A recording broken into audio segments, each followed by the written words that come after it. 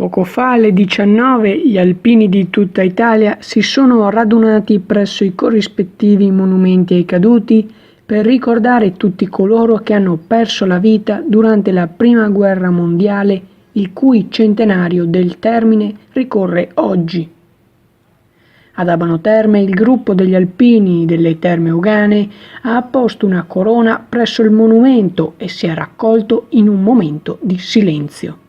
Passati 100 anni, ma per noi alpini e iscritti all'ANA il tempo non è passato, se non sul calendario. Per noi è come se fosse oggi, fedeli all'impegno preso dai nostri vecchi e soci fondatori ed inciso lì, sulla colonna mozza dell'Ortigara, per non dimenticare.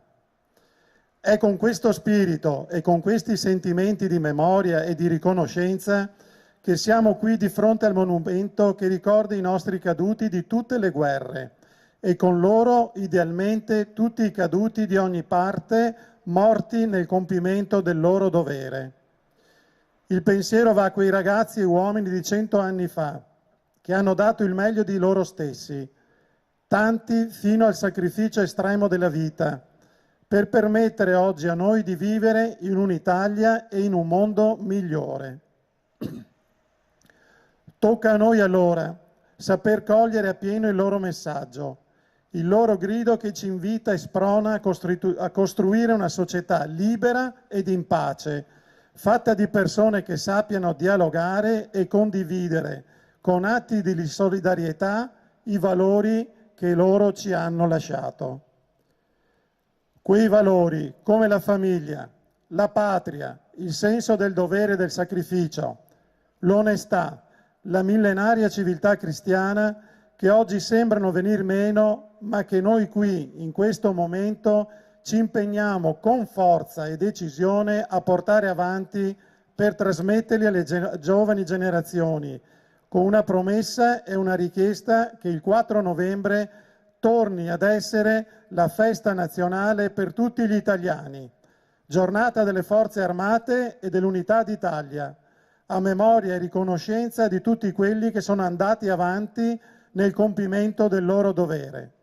Viva l'Italia, viva gli alpini. Sebastiano Favero, Presidente Nazionale.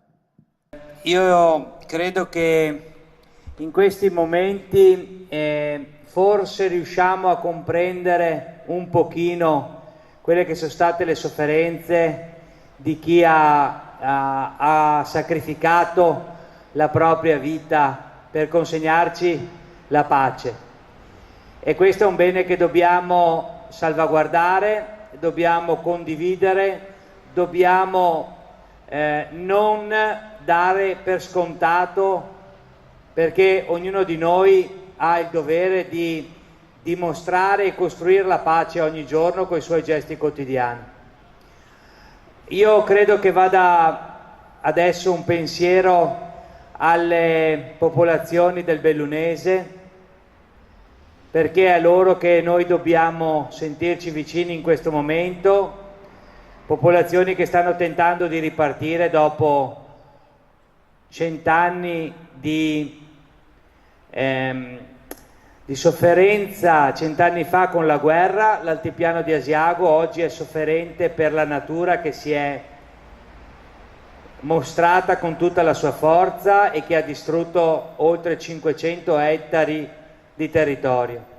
Ecco, in questi momenti noi dobbiamo dare una mano a questi territori. So che anche gli alpini sono impegnati in questa opera di solidarietà e ognuno di noi può fare qualcosa per aiutare queste popolazioni.